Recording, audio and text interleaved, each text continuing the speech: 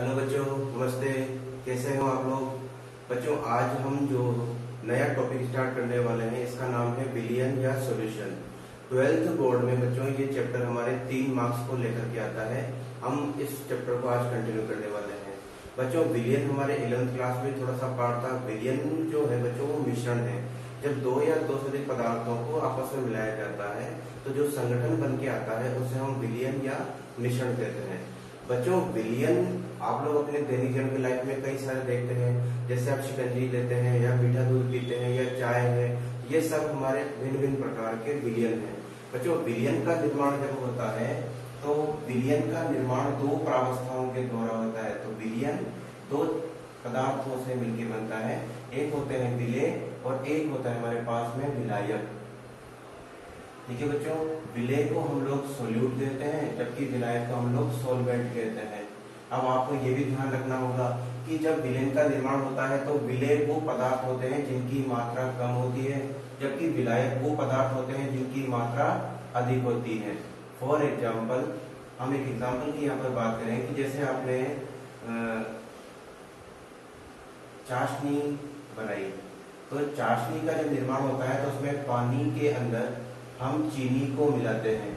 ठीक है बच्चों, तो पानी की मात्रा यहाँ पर अधिक ली जाती है जबकि चीनी की मात्रा यहाँ पर कम ली जाती है।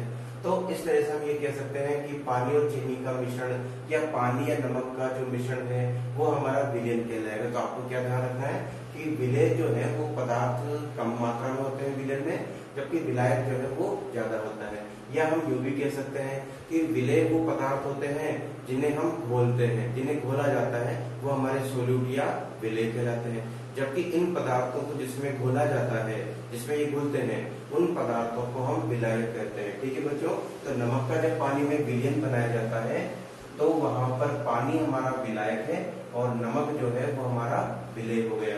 अब हम बात करते हैं कि जो भी विलयन हम जिस टॉपिक में पढ़ेंगे वो हमारा एक एकल प्रावस्था होती है। ठीक है बच्चों, विलयन जो है वो कैसी प्रावस्था होती है? एकल प्रावस्था। इसका मतलब ये है कि जब आप चीनी को पानी में घोल रहे हो तो चीनी के कण पानी में घुल जाते हैं, वो एक जैसी फेज या अवस्था को रखते हैं, इसलिए हम विलयन को एक और नाम देते हैं एकल फेज, यानी सिंगल फेज इसको कहा जाता है। अब विलयन में कितने आप संगठन मिला रहे हैं इस आधार पर ये अलग अलग प्रकार का है। जैसे इस पूरे चैप्टर के अंतर्गत हम द्विअंगी विलयन की बात करेंगे। द्विअंगी विलयन या बाइनरी सॉल्यूशन इसको कहा जाता है। द्विअंगी विलयन का मतलब क्या हो गया कि एक तो हमारे पास विलेय है और एक हमारे पास विलायक है। ठीक है बच्चों, एक विलेय और एक विलायक होता है तब हम उसे द्विअंगी विलयन कहते हैं। जबकि अगर हम त्रिअंगी विलयन की बात करें, त्रिअंगी या टर्नरी सॉल्यूशन, टर्नरी सॉल्यूशन, तो इसके अंदर विलेय हमारे पास दो होते हैं, विलेय 1 और विलेय 2, विलेय 1 और विलेय 2। तो दो हमारे पास विलेय है और एक हमारे पास क्या हो गया? विलायक हो गया। तब ऐसे विलयन को कहा जाता है त्रिअंगी विलयन। ठीक है बच्चों, जैसे आपने पानी के अंदर नमक और चीनी मिला दी तो वहां पर नमक और चीनी हमारे विलेय हो गए और पानी हमारा विलायक हो गया। तो ये कैसा विलयन हो गया? त्रिअंगी विलयन। ऐसे ही हम उसको चतुअंगी विलयन भी कह सकते हैं या क्वाटरनरी भी कहा जाता है, इसको क्वाटरनरी सॉल्यूशन। तो क्वाटरनरी सॉल्यूशन में क्या होगा कि विलेय हमारे पास 3 होंगे और विलायक हमारे पास 1 होगा।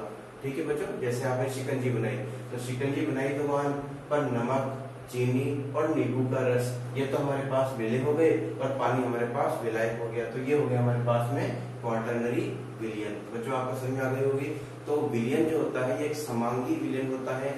ये सामान्यतया एकल प्रावस्था विलयन होता है जिसके अंदर हम लोग जो है एक विलेय और एक विलायक की बात करते हैं मुख्यतया। लेकिन अगर विलेय की संख्या इसमें ज्यादा हो तब हम इसे क्रमशः त्रिअंगी, चतुअंगी, पंचअंगी विलयन कह सकते हैं। तो आपको ये बात समझ में आ गई होगी। अब हम इस चैप्टर में आगे की ओर बढ़ते हैं विलयनों के प्रकार में।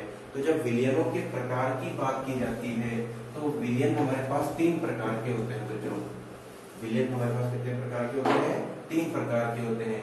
एक को कहा जाता है गैसीय विलयन। एक को क्या कहा जाएगा बच्चों? गैसीय विलयन। ठीक है, और दूसरे को कहा जाएगा द्रव विलयन। इसी प्रकार से तीसरे को कहा जाएगा ठोस विलयन। ठीक है बच्चों, gaseous solution, liquid solution and solid solution. तो गैसीय विलयन कब कहते हैं? जब आपके पास विलायक जो है ना बच्चों, वो विलायक कैसा हो? गैस। और इस गैस के अंदर आप या तो आप गैस को विलय के रूप में मिलाएं, या आप इसमें ठोस को विलय के रूप में मिलाएं, या आप इसमें द्रव को विलय के रूप में मिलाएं, तब इसे कहा जाता है गैसीय विलयन। समझिए आप लोग, जब विलायक गैस हो और इसके अंदर विलय के रूप में ठोस, द्रव या गैस को मिलाया जाता है, तब इसे कहा जाता है गैसीय विलयन। इसी प्रकार से द्रव विलयन की जब हम बात करेंगे तो यहाँ पर विलायक क्या होगा आप समझ रहे होंगे। तो विलायक यहाँ क्या होगा? द्रव। लिक्विड जो होगा वो हमारा सॉल्वेंट है, ठीक है। और इसके अंदर या तो हम गैस मिलाएंगे, या हम इसके अंदर कोई ठोस मिला देंगे, या हम इसके अंदर कोई द्रव मिला देंगे, ठीक है। इसी प्रकार से ठोस विलयन या सॉलिड विलयन सॉल्यूशन की बात करेंगे तो यहाँ पर विलायक क्या होगा बता सकते हैं आप? तो यहाँ विलायक हो जाएगा हमारे पास में ठोस, और इस ठोस विलायक के अंदर हम क्या क्या मिला सकते हैं? गैस मिला सकते हैं, ठोस मिला सकते हैं, और इसमें हम द्रव भी मिला सकते हैं। तो आप समझ गए होंगे। तो विलयन हमारे कितने प्रकार के हो गए? 3 प्रकार के हो गए। अब हम बात करते हैं इसके एग्जाम्पल की। जैसे अगर आप गैस को विलय के रूप में मिला रहे हैं किसके अंदर? गैस में, तो हमारी जो वायुमंडलीय गैस है ये इसका एग्जाम्पल हो गया। वायुमंडलीय गैस इसका एग्जाम्पल हो गया। अब आप जानते हो कि वायुमंडल में 78% नाइट्रोजन है और 21% ऑक्सीजन हो गई, तो आप इसके अंदर गैस के अंदर गैस को ही मिला रहे हैं। तो आप समझ गए। इसी प्रकार से ठोस को हम किसमें मिला रहे हैं? गैस में। तो धूल के कण, वायु में धूल के कण, धूल कण, ठीक है। जब आंधी वगैरह चलती है तो वहाँ धूल के कण जो है वो ठोस होते हैं और वो किसमें घुल जाते हैं? गैस में घुल जाते हैं। इसी प्रकार से द्रव को किसमें घोला जा रहा है? गैस में। जैसे कि सोडा वाटर, सोडा वाटर। अब आप जानते हो कोल्ड ड्रिंक वगैरह या सोडा वाटर जो होती है उसमें कार्बन डाइऑक्साइड गैस होती है। तो कार्बन डाइऑक्साइड गैस जो है वो किसमें घुली हुई है? किसी कार्बन डाइऑक्साइड जो गैस है, सॉरी हम द्रव को बोल रहे हैं किसके अंदर? गैस में। तो द्रव को जब गैस में बोला जाता है तो इसका एग्जाम्पल हो जाएगा कोहरा, कोहरा या धुंध। सर्दियों में जो कोहरा बनता है तो वहां पर द्रव की या पानी की छोटी छोटी बूंदें जो है वो वायुमंडलीय गैसों में घुल जाती है। तो आप समझिए इसका एग्जाम्पल। इसी प्रकार से द्रव हमारे पास विलायक है, अब उसके अंदर हम गैस को मिला रहे हैं, तो गैस की मात्रा कम होगी और द्रव की मात्रा क्या होगी? ज्यादा होगी। तो इसका एग्जाम्पल अभी हमने थोड़ी देर पहले कहा था, सोडा वाटर जो है वो इसका एग्जाम्पल हो जाएगा। कोल्ड ड्रिंक गैस जो होती है वो सब इसका एग्जाम्पल है। कार्बन डाइऑक्साइड घुली हुई है लिक्विड के अंदर। इसी प्रकार से ठोस को घोला जा रहा है द्रव में, एग्जाम्पल हो जाएगा चीनी प्लस पानी। तो चीनी को घोला जा रहा है कम मात्रा में विलय के रूप में, सॉलिड की फॉर्म में, पानी में। तो ये हो गया एग्जाम्पल। इसी प्रकार से द्रव को द्रव में घोला जाए, जैसे एथेनॉल को घोला गया है पानी में, ठीक है। एथेनॉल को किसमें घोला गया है? पानी में घोला गया है। तो ये एग्जाम्पल हो गया इसका। इसी प्रकार से अब हम बात कर रहे हैं कि हमारे पास विलायक कौन सा है? ठोस है। और उस ठोस के अंदर हम गैस, ठोस और द्रव को बोल रहे हैं। तो गैस हमारे पास विलय हो गई और ठोस हमारे पास क्या हो गया? विलायक हो गया। तो इसका एग्जाम्पल हो जाएगा जैसे कि आपके पास कुछ धातु है, निकिल, पैलेडियम और प्लेटिनम धातु जो है इनकी सतह पर हाइड्रोजन गैस अधिशोषित रहती है, ठीक है बच्चों। तो हाइड्रोजन गैस जो है वो इसकी सतह पर बैठी हुई है। तो हम कह सकते हैं कि निकिल, पैलेडियम, प्लेटिनम के साथ में जो हाइड्रोजन गैस है वो किसका एग्जाम्पल हो गया? गैस प्लस ठोस का, ठीक है।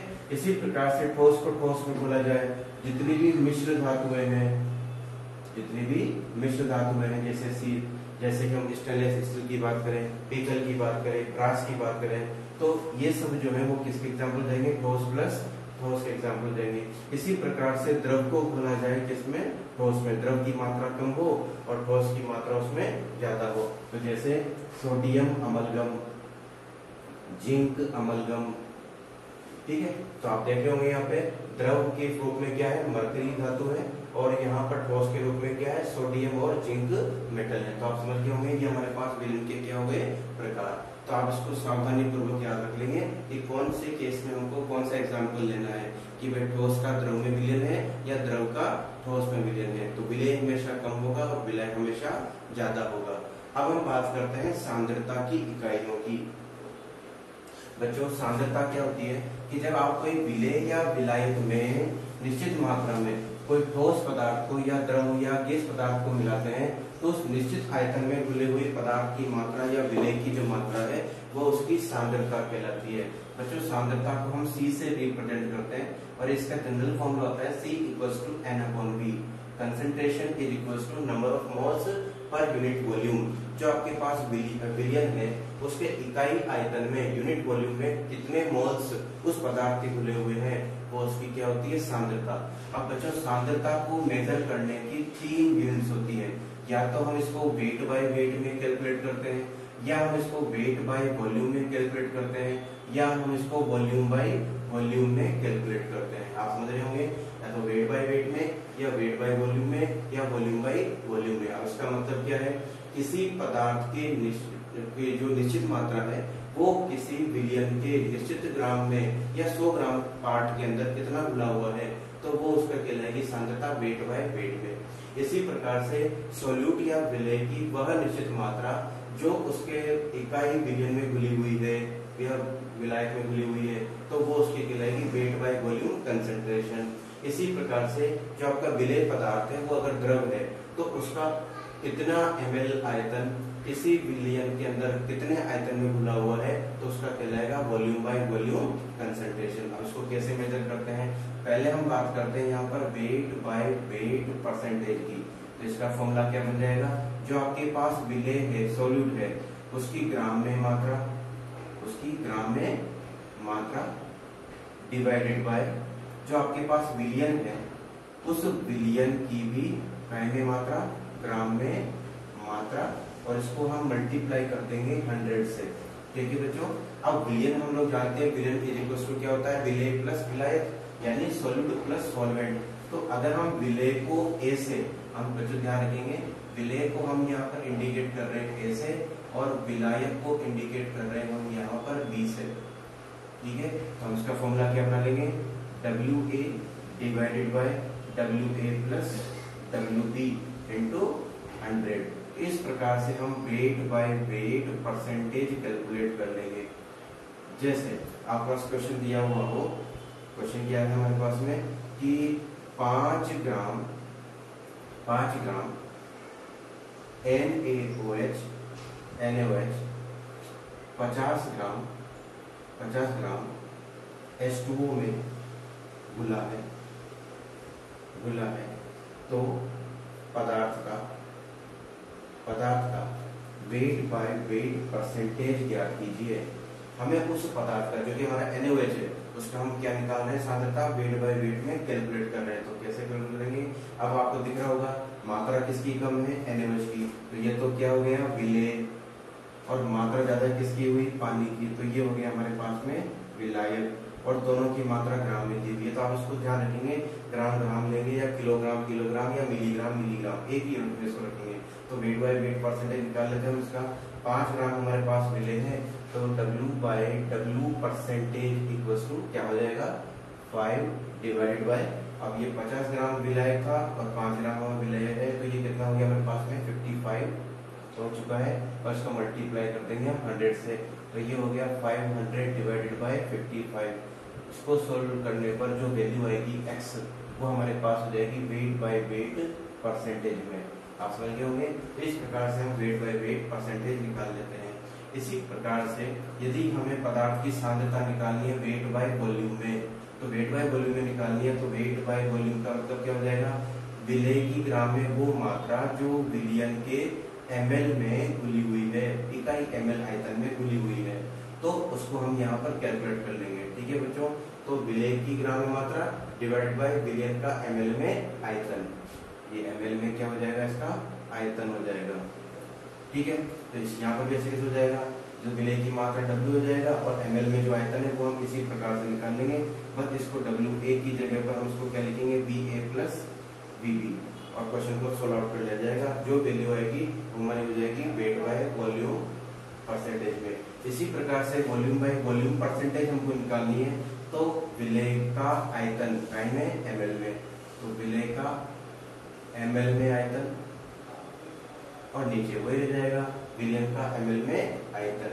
बिल्कुल ऐसे जैसे हम इसको सोल्व आउट कर लेंगे तो ये हो जाएगा हमारे पास V बाय V परसेंट, तो इसको क्या लिख देंगे, VA divided by VA plus VB into 100। तो बुक के अंदर जितने क्वेश्चन थे बच्चों वो आप इस फॉर्मूला की सहायता से सॉल्व कर लेंगे। अगली क्लास में हम बात करेंगे सोलिबिलिटी की यानी विलेयता की, कि कौन कौन से पदार्थ जो है वो अपने विलायक में घुलेंगे या नहीं घुलेंगे, तो घुलने के लिए कौन कौन सी कंडीशन उनके लिए अवेलेबल होगी। तो उस आधार पर इस टॉपिक को अगली क्लास में लेकर चलेंगे। ठीक है बच्चों।